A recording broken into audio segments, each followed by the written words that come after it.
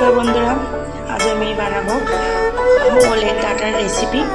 তার জন্য এখানে ওলের ডাঁটি ভালো করে কেটে ধুয়ে জলটা ঝরিয়ে রেখে দিয়েছি। এখানে ওলটাকে ভাপিয়ে নেব, ওলের ডাঁটাটাকে, ওই জন্য জল বসিয়েছি, একটু লবণ দিয়ে জলটা গরম হয়ে গেছে ভালোভাবে। এবার এই ডাঁটিগুলোকে দিয়ে দেব। দিয়ে এটাকে সেদ্ধ করা লাগে না বেশি, জাস্ট একটু ভাবিয়ে নিলেই হয়ে যায়। খুন্তিটা দিয়ে একটু নাড়াচাড়া করে ঢাকা দিয়ে রেখে দেবো 5 মিনিটের মতো। 5 মিনিট হয়ে গিয়েছে, ঢাকাটা খুলবো।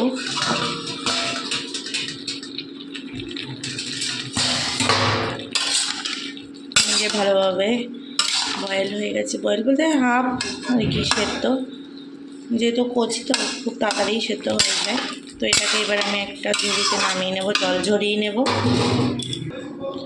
জলটা ঝরুক। আর আমি এখানে রান্নাটার জন্য নিয়েছি একটা বড় সাইজের পেঁয়াজ কুচিয়ে আর কিছুটা রসুন থেতো করে নিয়েছি। কড়াই তেল গরম দিয়ে দিয়েছি, কোচানো পেঁয়াজটাকে দিয়ে দেব।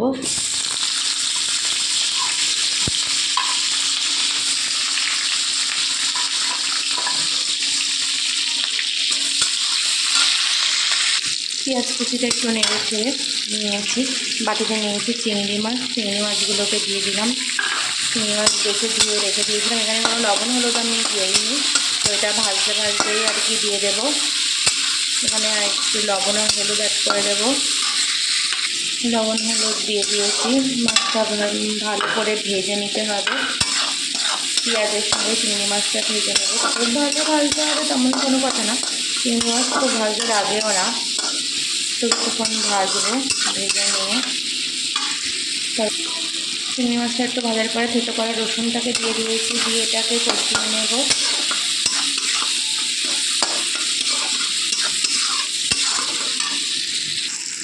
চিংড়ি মাছও ভাজা হয়ে গেছে, মশলাটাও পুরো ভালোভাবে কষানো হয়ে গেছে।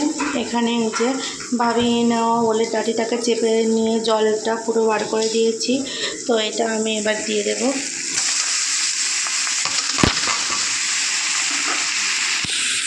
ভালোভাবে পুরো মশলাটার সঙ্গে এটাকে কষিয়ে নেব। এটার মধ্যে পরিমাণ মতো হলুদ, লবণ আর একটু জিরে গুঁড়ো দিয়ে দিয়েছি, দিয়ে ভালো করে নেড়ে ছেড়ে নেব মিশিয়ে।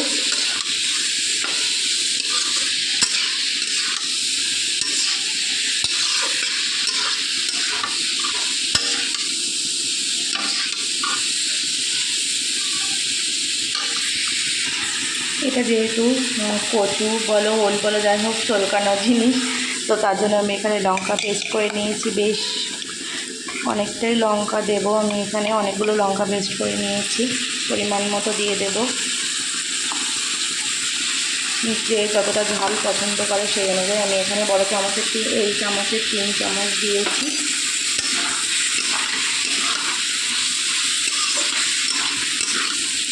এটা বেশ ঝাল খেতে লাগবে, তবে খুব ভালো হবে।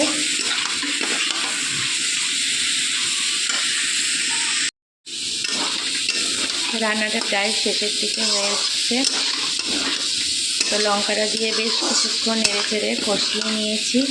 এখানে পরিমাণ মতো যা যা লবণ হলুদ লাগবে আমি দিয়ে দিয়েছি। এর মধ্যে সামান্য একটু গরম মশলা গুঁড়ো দিয়ে দেবো, দিলেই রেডি হয়ে যাবে আমার ওলের ডাঁটা দিয়ে চিংড়ির রেসিপি। তো কারা কারা ওলের ডাঁটা দিয়ে চিংড়ির রেসিপি খেতে পছন্দ করো একটু কমেন্ট করে জানিও।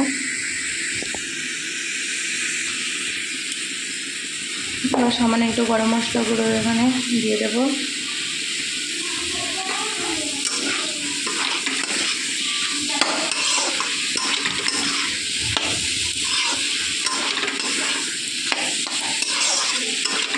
দিয়ে ভালোভাবে নেড়ে ছেড়েই মিশিয়ে নিয়েছি। রান্নাটা আমার রেডি হয়ে গেছে। তো এটা আমি এবার নামিয়ে দেবো গ্যাসটা বন্ধ করে। এই যে ডালিটা বাড়িতে নামিয়ে নিয়েছি, ওলের ডাঁটা চিংড়ি। তোমার রেসিপিটা কেমন হয়েছে অবশ্যই তোমরা কমেন্ট করে জানিও। তো আজকের মতো ভিডিওটা এই পর্যন্ত। সবাই ভালো থেকো, সুস্থ থেকো, বাই।